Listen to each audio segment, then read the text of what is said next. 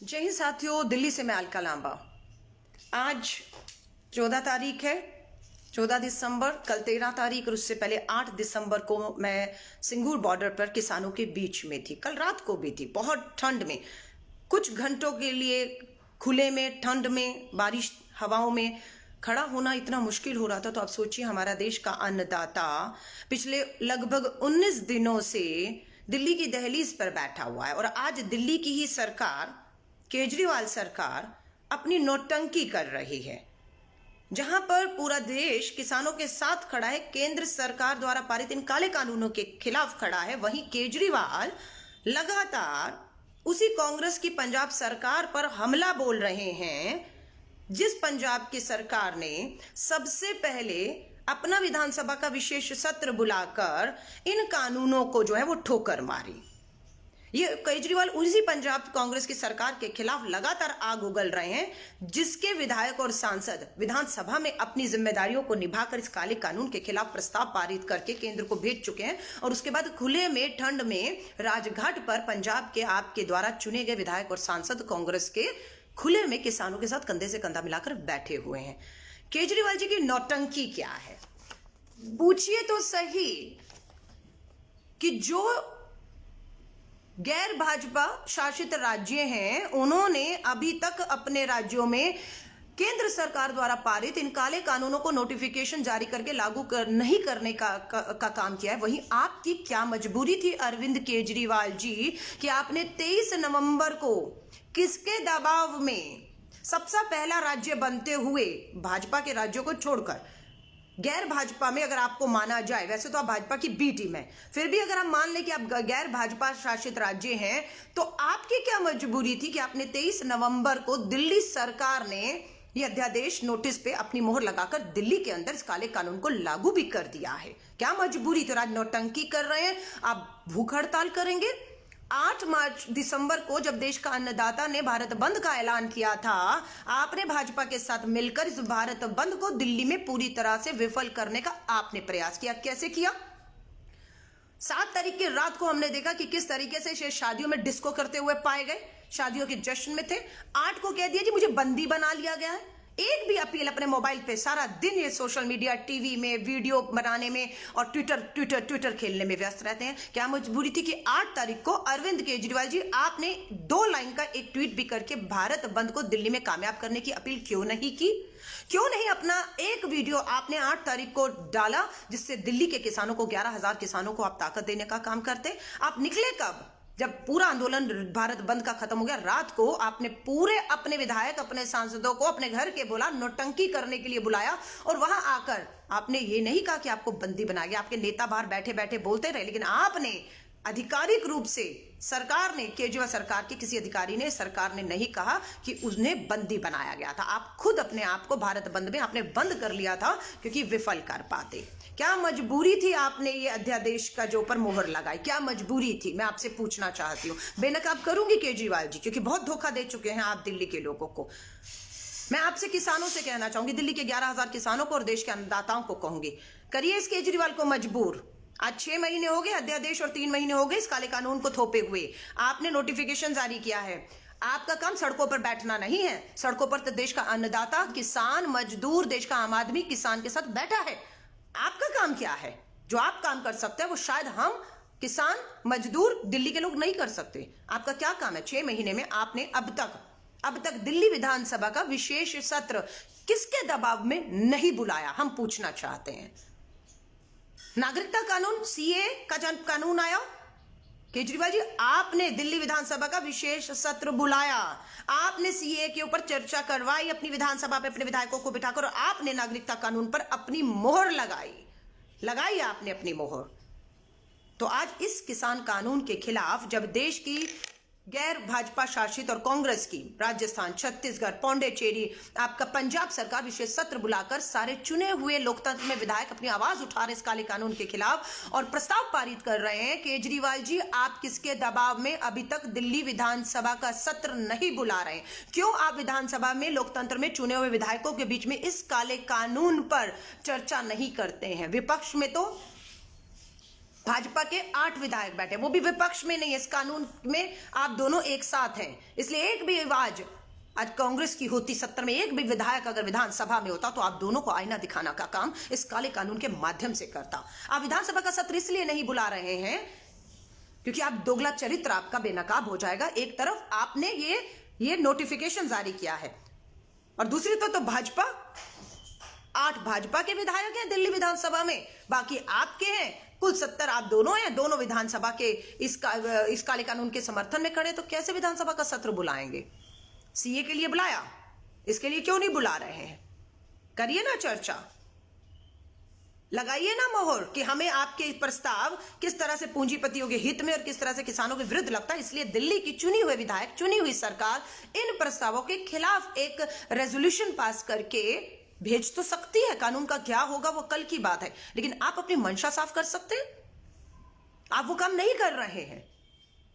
ये झूठ, ये ढोंग, जब सारा देश एक होकर, गैर राजनीतिक दल एक होकर राष्ट्रपति जी को मिलने गए, विज्ञापन दिया, ज्ञापन दिया, तब भी केजरीवाल जी आप उनके साथ राष्ट्रपति भवन नहीं गए, आप तब भी बच गए। भारत बंद आंदोलन में आपने अपने आप को बंद कर लिया, ये अधिसूचना आपने जारी की, विधानसभा का विशेष सत्र आप नहीं बुलाते। अभी एक न्यूज, एबीपी न्यूज के लाइव में आम आदमी पार्टी के प्रवक्ता विधायक राघव चड्ढा लाइव पर था। साल भी नहीं हुआ आपको विधायक बने, मैंने उनको कहा 5 साल इसी केजरीवाल की विधायक रही हूं। 5 साल किस तरीके से रात को सोते सोते फोन आता था, कल विशेष सत्र है, प्रस्ताव पारित होते थे, राजीव गांधी जी का भारत रत्न वापस लेना है कल, इसलिए जो है हम लोग सत्र बुला रहे हैं और प्रस्ताव पारित कर रहे हैं क्योंकि भाजपा की सरकार से आदेश हुआ था। किया था या नहीं किया था? भारत रत्न देश का किसी को देना है नहीं देना ये तो सरकारें तय करती है, लेकिन आपने विशेष सत्र बुला के प्रस्ताव पारित किया था, नहीं किया? आपने सीए को लेकर विशेष सत्र बुलाकर प्रस्ताव पारित किया। तो यहां आप अभी तक केजरीवाल जी जो अदानी अंबानी बैंक खाते बताते थे वाराणसी, जब मोदी जी से लड़ने गए थे आप अरविंद केजरीवाल जी, अनिल अंबानी, मुकेश अंबानी के बैंक खाते नोट करिए, 16 नंबर डिजिट में लिखवाता हूं।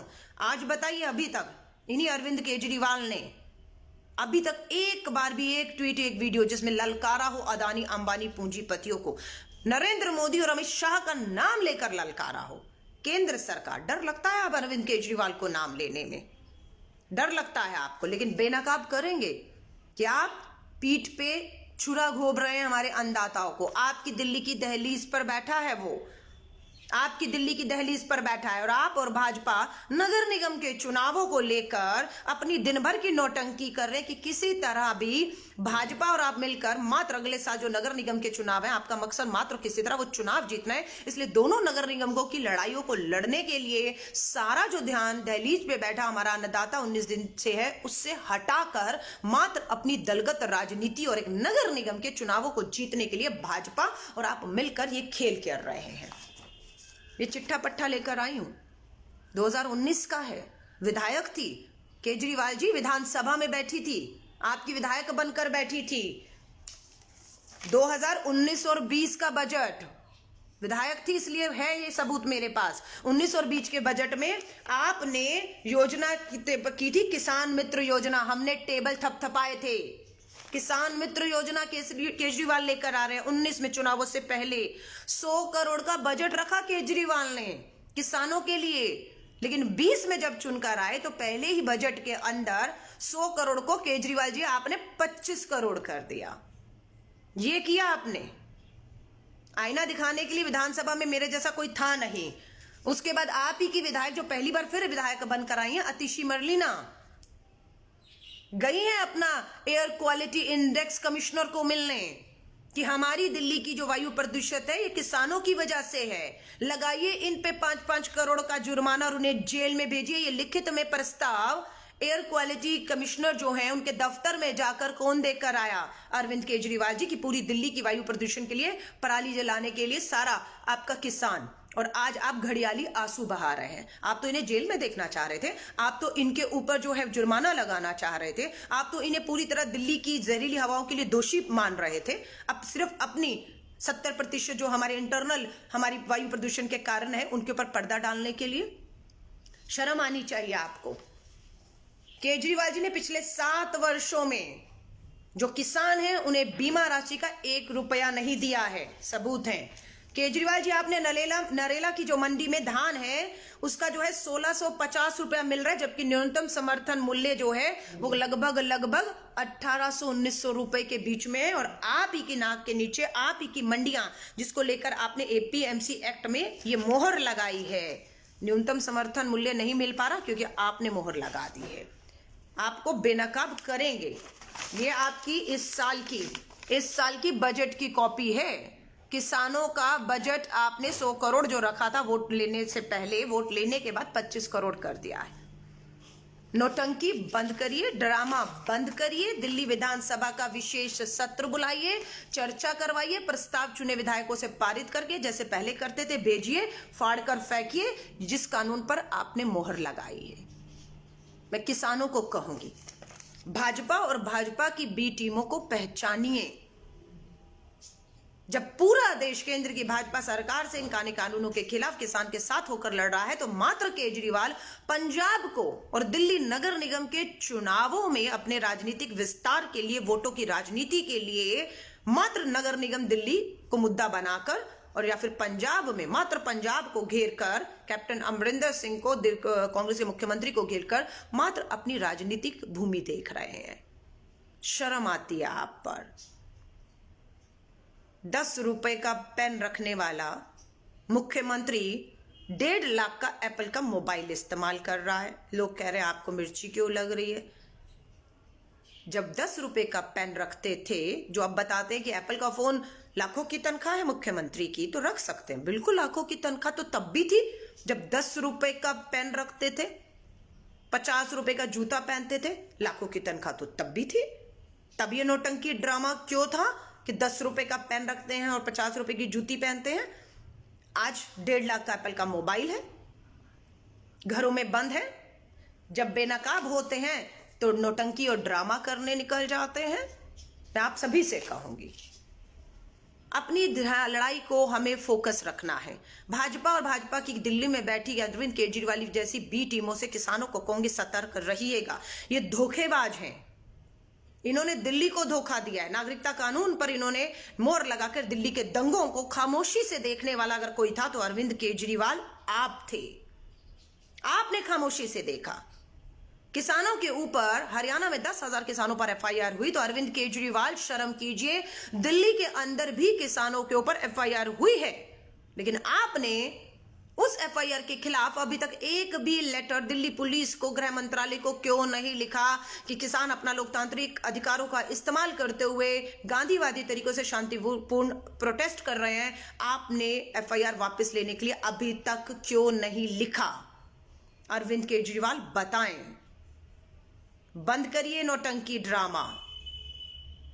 बेनकाब हो चुके हैं आप। अब वो अरविंद केजरीवाल नहीं है जो व्यवस्था परिवर्तन करने, जन लोकपाल कानून, स्वराज का कानून लाने की बात करता था। अब वो मात्र सत्ता की दलाली करने लग गए हैं। मात्र कुर्सी बचाने के लिए भाजपा के हाथों का हथकंडा बनकर इस किसानों की पूरी लड़ाई को आप मात्र फोकस कर देना चाहते हैं दूसरे मुद्दों के ऊपर।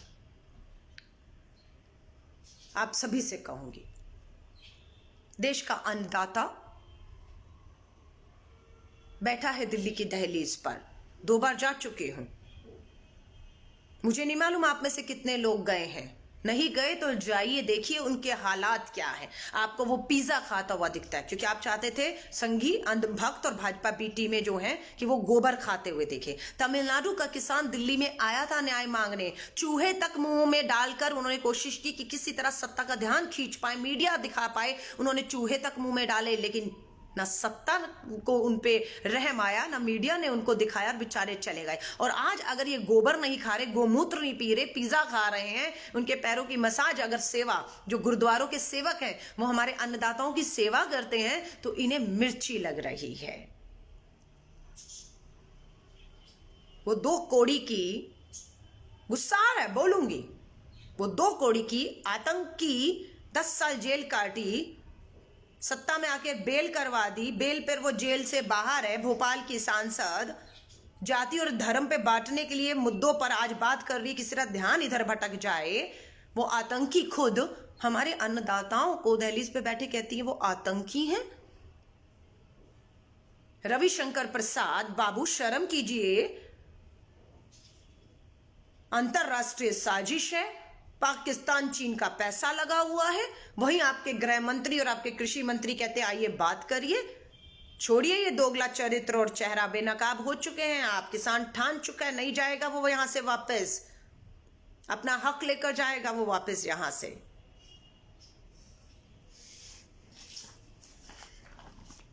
दिल्ली के लोगों को कहूंगी, देश के लोग तो शायद दूर बैठे हैं, दिल्ली के लोगों को कहूंगी, 2 करोड़ की आबादी है आपकी,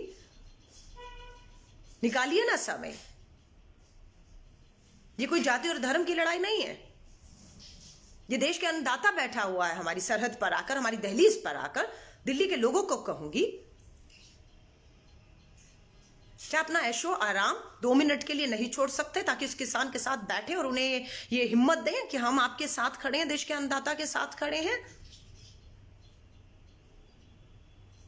इनकी गलतफहमी दूर करना बेहद जरूरी है। इन्होंने कहा कि पहले भी बड़े कानून आए थे, बहुत हो हल्ला हुआ, क्या बिगाड़ लिया आपने। मानती हूं कुछ नहीं बिगाड़ पाए। लव जहाज कानून आया, ट्रिपल तलाक कानून आया, कश्मीर पे 370 आपने धारा हटाकर कश्मीर की जमीन बेचना शुरू कर दिया, आपने नागरिकता कानून को धर्म के आधार पर लाकर बांटा। मानते हैं कुछ नहीं बिगाड़ पाए केंद्र की सत्ता का, और अपने एजेंडों पर चलते चलते धर्म और जातियों की राजनीति में ये देश को बांटने में कामयाब हुए, मानती हूं। लेकिन ये इस बार किसी एक जाति धर्म राज्य का मामला नहीं है, ये मैं समझा दूं आपको। किसानों के बीच में बैठकर आई हूं। 135 करोड़ के भारत के अन्नदाता है ये, 60 करोड़ किसानों की बात है ये पूरे देश की बात है। इसलिए मैं कह रही हूं, इस अन्नदाता ने अपना हल छोड़ दिया, अपनी खेती किसानी छोड़ दी तो भूखे मर जाएगा ये कृषि प्रधान देश, जिसे आप इतने हल्के में पूंजीपतियों के दबाव में ले रहे हैं।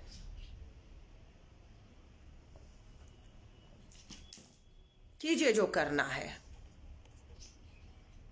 अंदर से आपकी आत्मा हिले तो दिल्ली की 2 करोड़ की आबादी को कहूंगी, निकालिए समय। 2 घंटे का भी समय नहीं है आपके पास।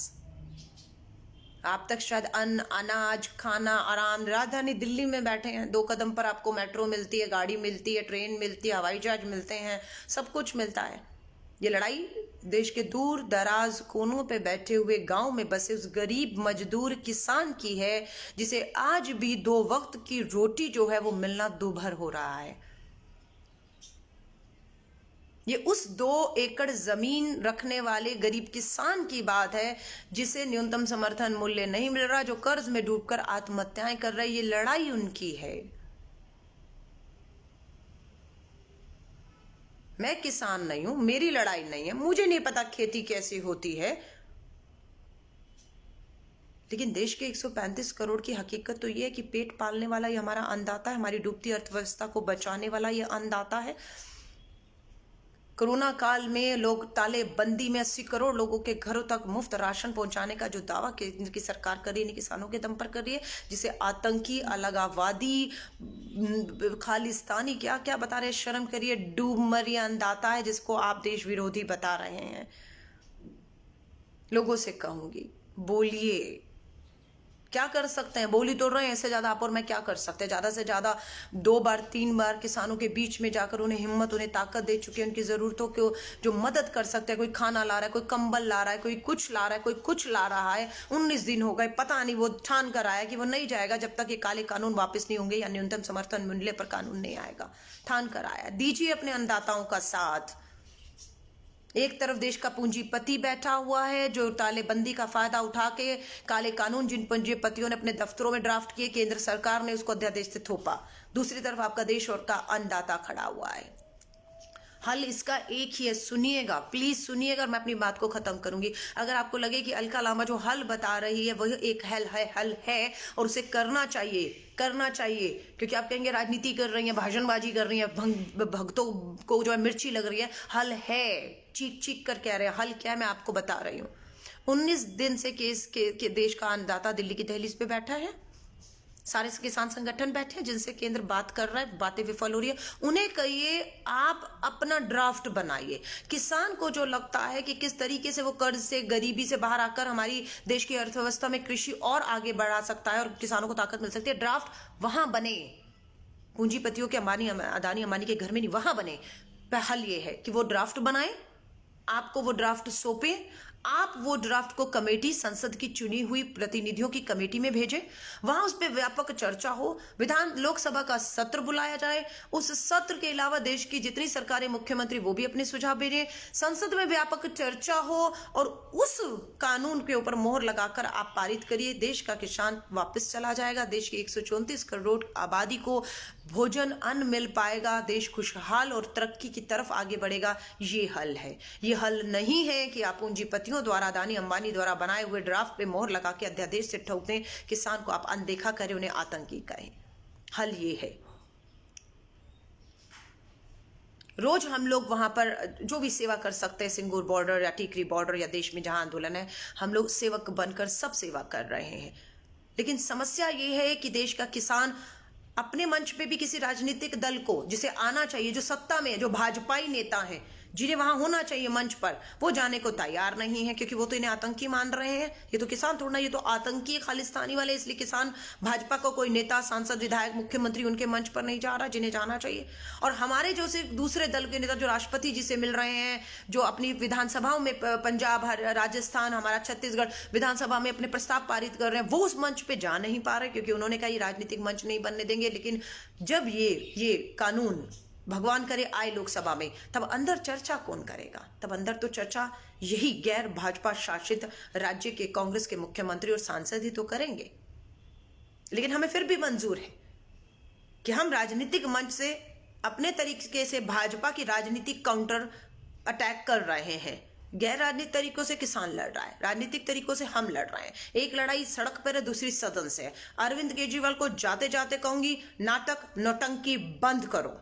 तुरंत दिल्ली विधानसभा का सत्र बुलाओ, इस काले कानूनों पर चर्चा कराकर, ये जो आपने मोहर लगाई है, इसे फाड़कर फेंक कर प्रस्ताव चुने हुए विधायकों से पारित करवाकर केंद्र को भेज दीजिए कि दिल्ली की चुने हुए विधायक जो 2 करोड़ की आबादी ने भेजे हैं, उनका ये मानना है ये कानून जिसपे हमने मोहर लगाई वो गलत लगा दी, हम इसे फाड़कर फेंक रहे हैं। हम एक प्रस्ताव पारित करके भेज रहे हैं कि ये किसान कानून विरोधी कानून है, हो सके तो इसे वापस लीजिए। मैं ये नहीं कह रही वापस हो जाएगा, लेकिन मंशा तो दिखनी चाहिए। आप ये जो बाहर बैठ के नौटंकी कर रहे हैं, ये नौटंकी बंद करिए। बाहर और भी लोग बैठे हैं, वो नौटंकी नहीं कर रहे। क्यों? क्योंकि उनका काम वही है। वो मजदूर, वो किसान, वो जो हमारे जैसे लोग हैं, उनको वहीं बैठना है। क्योंकि हम सदन में नहीं हैं, आप सदन में, इसलिए आप सदन में ना बैठ कर बाहर जब बैठेंगे तो आपको नौटंकी कहा जाएगा। अरविंद केजरीवाल, इस वीडियो को शेयर करिएगा, किसानों की आवाज और ताकत बनकर बोलिएगा, क्योंकि किसान आहत है। जय हिंद, जय भारत।